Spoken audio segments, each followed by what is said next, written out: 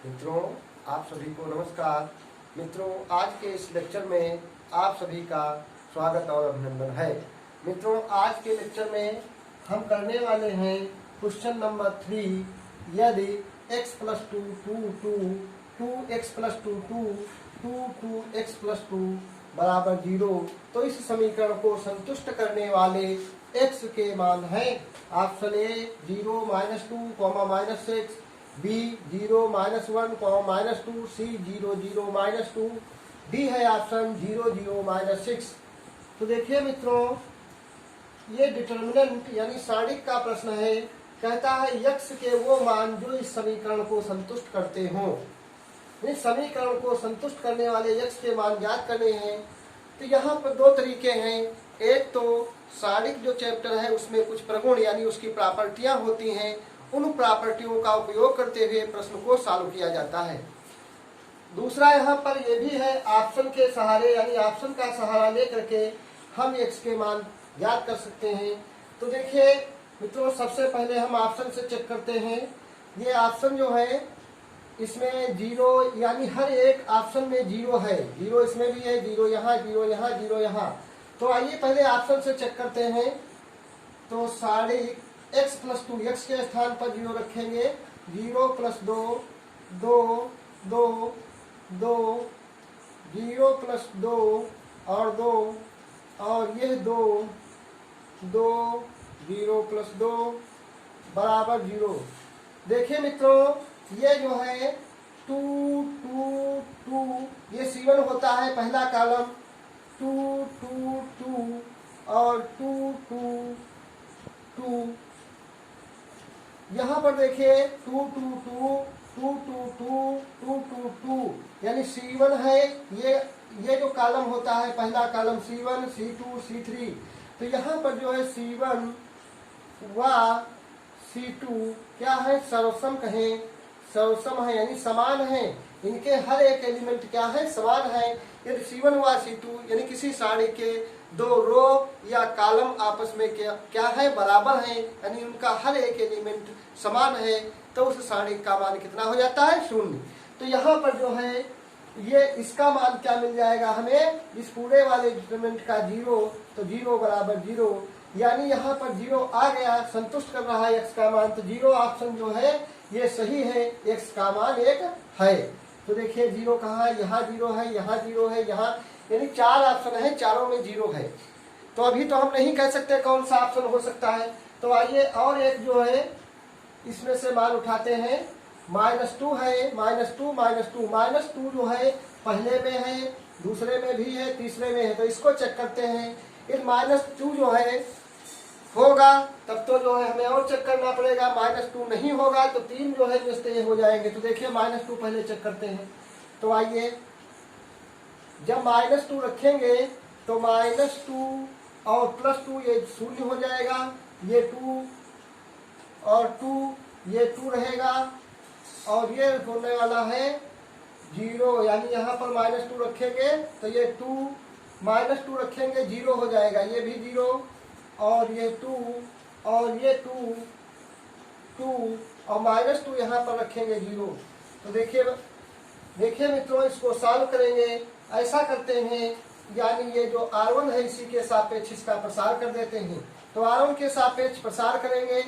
तो पहले ये 0 है तो वो तो लिखेंगे नहीं, माइनस का 2 डिटर्मिनेंट बनाएंगे।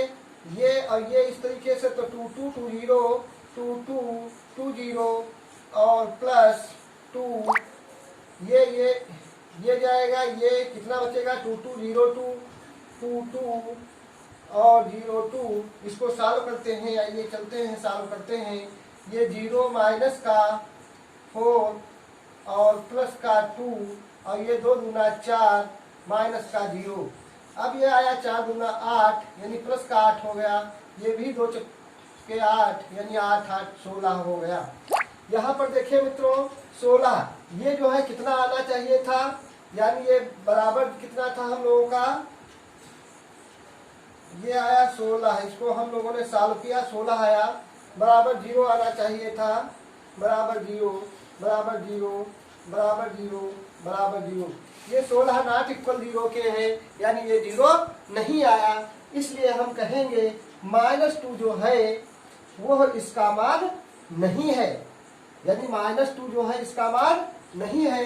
तो देखिए मित्रों, -2 जब जो है x का मान नहीं, क्योंकि इस समीकरण को संतुष्ट नहीं करता है, तो -2 नहीं है, तो ऑप्शन ए जो है ये भी कैंसिल हो गया। क्यों? क्योंकि -2 इसमें है और -2 मूल नहीं है, यानी हल नहीं है, x का मान नहीं है। -2 इसमें भी है, ये भी कैंसिल हो गया। -2 यहाँ पर भी है, ये भी कैंसिल हो गया। तो ऑप्शन जो है कौन सा हो सकता है? 0 0 -6, क्योंकि -2 पहले से कैंसिल हो जाता है। तो ऑप्शन डी क्या होना चाहिए? सही होना चाहिए।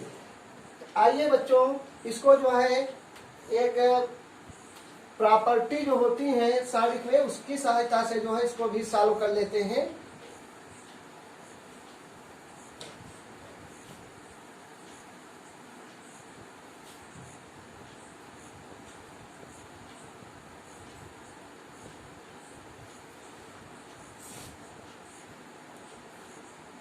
हाँ देखिए, प्रॉपर्टी क्या कहती है?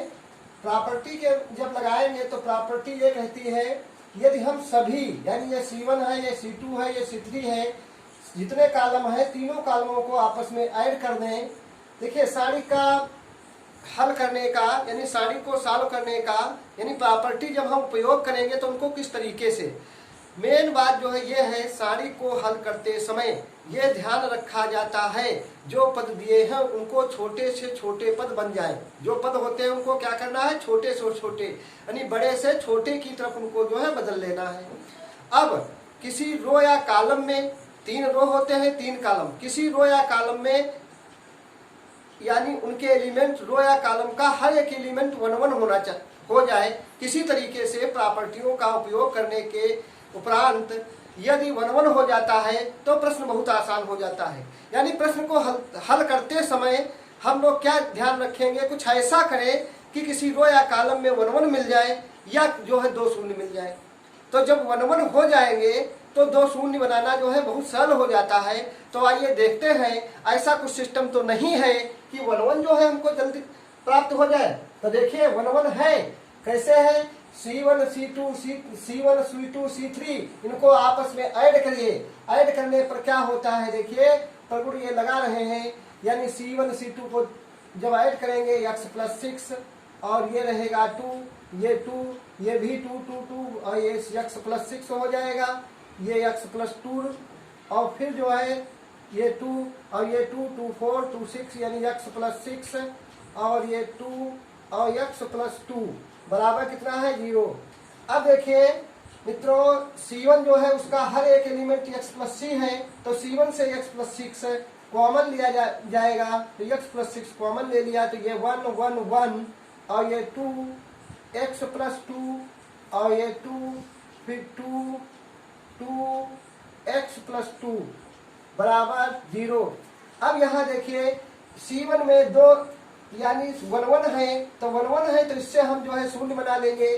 क्या तरीका है शून्य बनाने का? देखिए यहाँ पर पहला रो जो है 1 2 2 लिखा, इससे इसको माइनस करिए, घटा दीजिए, x + 2 से 2 यानी x, इससे ये घटाइए 0 और फिर इससे इसको घटाना, इससे इसको मत घटाना, इससे इसको घटाएंगे और फायदा रहेगा। 1 से 1 को माइनस करेंगे 0, 2 से 2 माइनस करेंगे 0, x + 2 से 2 माइनस करेंगे x और ये बराबर 0। अब देखिए मित्रों x + 6 और इसका प्रसार हम करेंगे C1 के सापेक्ष, क्योंकि C1 में 2 शून्य है, तो C1 के सापेक्ष जब प्रसार करेंगे तो इस तरीके से कैंसिल हो जाएगा और यहाँ पर 1 और ये कितना बचा? x 0 0 x 0 और 0 x बराबर 0। यहाँ पर x + 6 और ये इस तरीके से मल्टीप्लाई, यानी x² - 0 बराबर 0, यानी कि x² x + 6 बराबर 0। अब यहाँ पर देखिए बच्चों x² यानी x × x + 6 बराबर 0, ये फैक्टर यहाँ पर आए x × x + 6 बराबर 0। तो देखिए एक बार हम x बराबर 0, दोबारा फिर एक फैक्टर जो है x बराबर 0 होगा और ये x + 6 बराबर 0, यानी अगला आ जाएगा x बराबर -6। तो ये 3 मान जो है x बराबर कितना कितना आया 0, -0, -6, यही हम लोगों के जो है अभीष्ट आंसर है। तो देखिए ऑप्शन जो है इस तरीके से भी सॉल्व करने से डी ही सही यानी करेक्ट निकलता है। तो बच्चों यानी मित्रों यहाँ पर जो है इस प्रश्न का जो है ऑप्शन कौन सा है 0, 0, -6।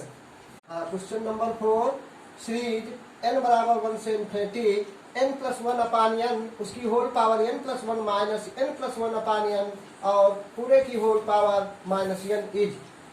ऑप्शन ए है डाइवर्जेंट, ऑप्शन बी है कन्वर्जेंट, ऑप्शन सी है ऑसिलेटेस फाइनाइटली और ऑप्शन डी है ऑसिलेटेस इनफाइनाइटली। मित्रों इसमें जो है टेस्ट करना है कन्वर्जेंसी की जो बुक है बीएससी फर्स्ट ईयर में उसमें क्वेश्चन मिलता है, उसमें एक टेस्ट होता है काची रूट टेस्ट, उसे रूट टेस्ट भी बोला जाता है।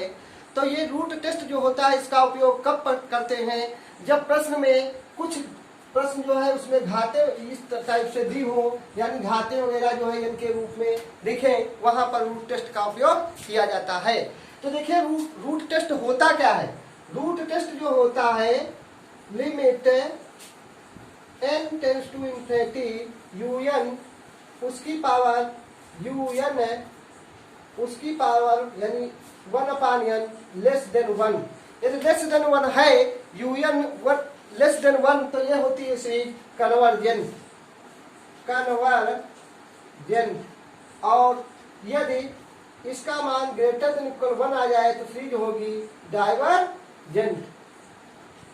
ये एक ही टेस्ट ऐसा है जो लेस देन पर कन्वर्जेंट होता है, बाकी जितने भी टेस्ट हैं वो सब ग्रेटर देन 1 पर क्या होते हैं कन्वर्जेंट। ये लेस देन पर कन्वर्जेंट, बाकी जितने भी टेस्ट होते हैं सब ग्रेटर देन 1 पर क्या होते हैं कन्वर्जेंट। तो देखिए प्रश्न है n बराबर 1 से इन्फिनिटी तो limit n tends to infinity और un है ये इतना तो u1 की पावर 1/n करेंगे तो देखिए un तो ये n/n प्लस 1 तो n/n इसको जो है तोड़ देंगे 1 + 1/n और उसकी होल पावर ये n है इसको भी तोड़ लेंगे n इंटू ये 1 + 1/n उसकी होल पावर 1 और माइनस ये भी आ जाएगा n/n यानी कि 1 + 1/n और फिर पूरे की होल पावर कितनी है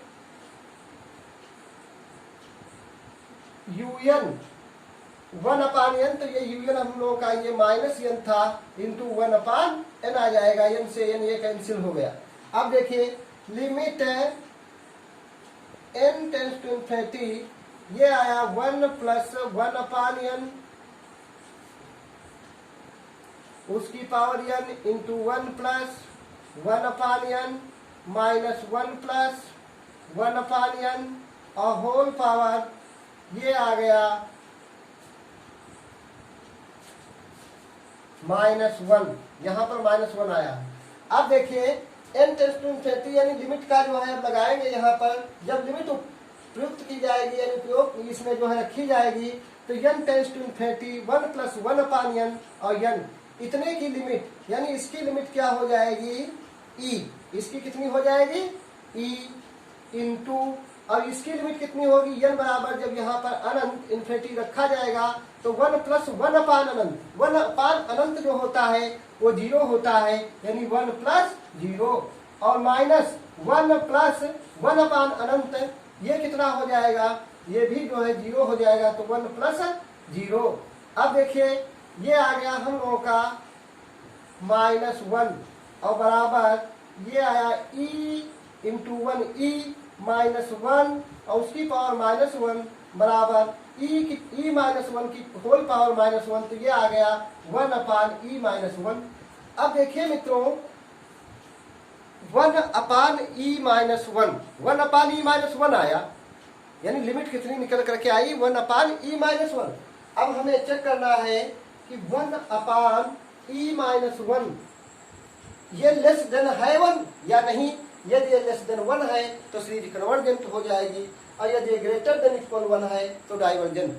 तो देखिए 1/e -1 e का मान होता है 2.71 इस तरीके से 18 होता है, यानी कि 18। तो ई का मान जब हम यहाँ पर रखेंगे 2.718 और -1 करेंगे तो ये पॉजिटिव आएगा, यानी 1 से तो कम रहेगा, एक यानी 0 से बड़ा ही आएगा। क्या आएगा इसका मान? इसका मान 0 से जो है ग्रेटर देन आएगा और 1 से क्या रहेगा? कम। तो यानी e-1 जो है वो हमेशा 1 से कम रहेगा, 0 से बड़ा रहेगा। यानी हमें ये नहीं देखना है 0 से बड़ा है या क्या है, लेकिन 1 से तो कम है। 0 और 1 के बीच में कितना भी हो, यानी 1 से कम है। और हमारा टेस्ट क्या कहता है? टेस्ट यही कहता है, यानी 90 पद की लिमिट un 1/n <1, तो ये <1 है, इसलिए हम कह सकते हैं series is convergent. Series is convergent, तो ये सीरीज क्या हो गई? कन्वर्जेंट। तो अपना जो है ऑप्शन चेक करते हैं। ऑप्शन ए है डाइवर्जेंट, ऑप्शन बी है कन्वर्जेंट, यही जो है ऑप्शन बी करेक्ट है। और 5 है 10 square plus 11 square plus 12 square plus dot dot plus 19 square बराबर है। ऑप्शन हमारे पास है ए 1580, बी है 2010, सी है 2121 और ऑप्शन डी है 2185। यहाँ पर देखिए प्रश्न ने कहा है 10 का स्क्वायर प्लस 11 का स्क्वायर प्लस 12 का square plus dot dot plus 19 का स्क्वायर बराबर है, यानी 10 से लेकर के 19 के स्क्वायर, यानी 10 से 19 तक के स्क्वायर जो है उनका हमें जो है सम योगफल ज्ञात करना है, बराबर किसके होगा। तो मित्रों एक जो है हम लोग जानते हैं प्रथम n प्राकृत संख्याओं के वर्गों का योगफल, प्रथम n प्राकृत संख्याओं के वर्गों का योगफल। इसका मतलब यह है 1 का स्क्वायर 2 का स्क्वायर प्लस 3 का स्क्वायर प्लस 4 का स्क्वायर प्लस 5 का स्क्वायर और प्लस यानी डॉट डॉट प्लस n का स्क्वायर। 1 से लेकर के n तक के प्राकृतिक संख्याओं के वर्गों का यानी इनके स्क्वायर का सम यानी योगफल हमें जो है कितना होता है पता है, sigma n square. Sigma n square ये योगफल होता है 1 का स्क्वायर प्लस 2 का स्क्वायर प्लस 3 का स्क्वायर प्लस 4 का square plus dot dot plus n का स्क्वायर। ये होता कितना है सिग्मा n स्क्वायर? ये होता है n/6 और n+1 2n+1, यानी सिग्मा n स्क्वायर जो होता है ये कितना होता है? सिग्मा n स्क्वायर का मान, सिग्मा n स्क्वायर का मान क्या होता है? ये n/6 n+1 2n+1। तो ये होता है 1 से लेकर के n तक की जो प्राकृतिक संख्याएं होती हैं उनके वर्गों का योगफल होता है n/6 n+1 2n+1। तो देखिए यहाँ पर जो है 10 से लेकर के 19 तक की प्राकृतिक संख्याओं के वर्गों का योगफल ज्ञात करना है। हम ऐसा करेंगे, यहाँ पर 1 से लेकर के 19 तक की प्राकृतिक संख्याओं का योगफल ज्ञात करेंगे और 1 से 9 तक की प्राकृतिक संख्याओं के वर्गों का योगफल ज्ञात करेंगे और 1 से लेकर के 19 तक की जो प्राकृतिक संख्याएं हैं उनके वर्गों के योगफल से 1 से 9 तक की प्राकृतिक संख्याओं के वर्गों के योगफल को हम माइनस कर देंगे, तो हमको जो है जो ज्ञात करना है उसका मान प्राप्त हो जाएगा इसका।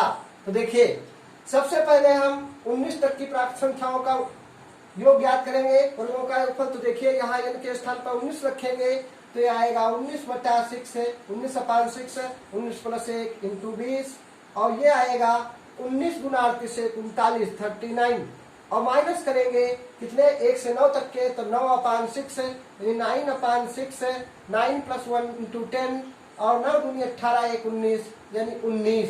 अब देखिए मित्रों इसको हम सॉल्व कैसे करेंगे, सावधानी पूर्वक सॉल्व करना, कैलकुलेशन जो है कम से कम हो, गुणा भाग न करना जो है।